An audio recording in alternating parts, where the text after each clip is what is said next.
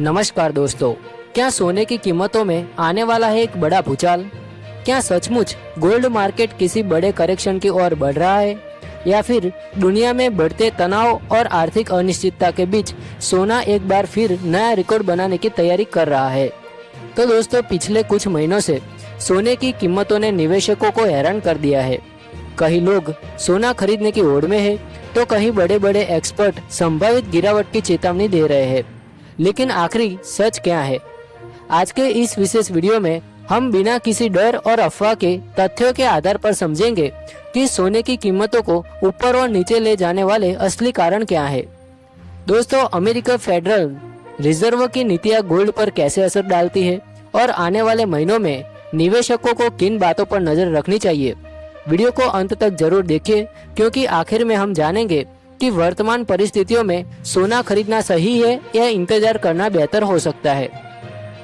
दोस्तों, हजारों वर्षों से सोना सिर्फ एक धातु नहीं, बल्कि संपत्ति और सुरक्षा का प्रतीक माना जाता है।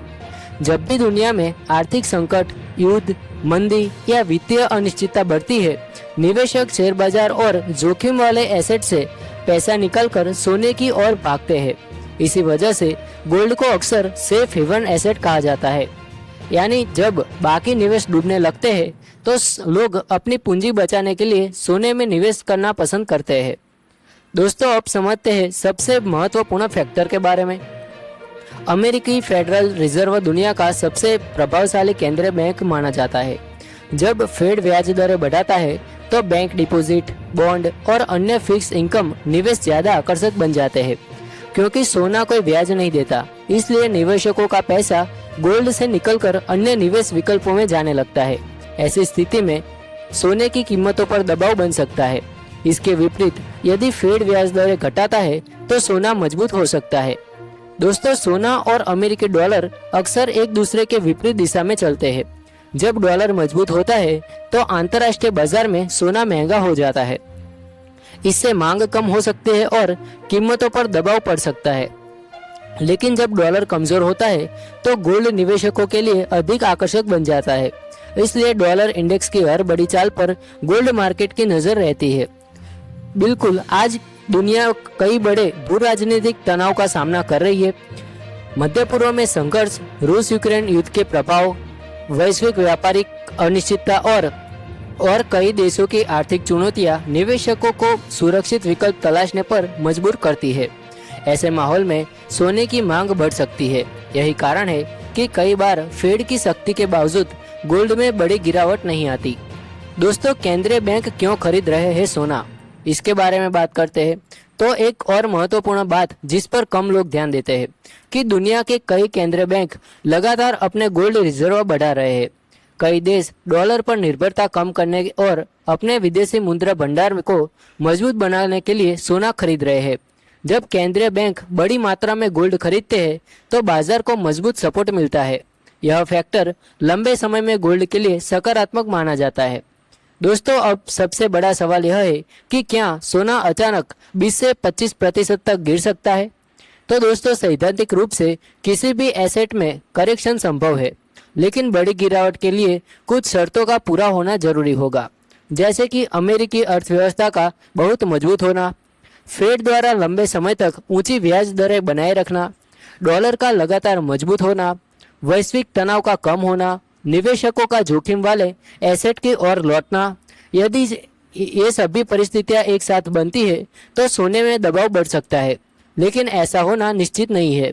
दोस्तों, दूसरी तरफ कुछ ऐसे भी कारण हैं जिससे गोल्ड को सपोर्ट दे सकते हैं। पहला कारण, अगर वैश्विक अर्थव्यवस्था धीमी पड़ती है। दूसरा, कि यदि फेड भविष्य में ब्याज दरों में कटौती शुरू करता है। तीसरा, कि यदि भू राजनीतिक तनाव बढ़ते हैं। और चौथा, यदि केंद्रीय बैंकों की खरीदारी जारी रहती है। इन परिस्थितियों में सोना फिर से मजबूत तेजी दिखा सकता है।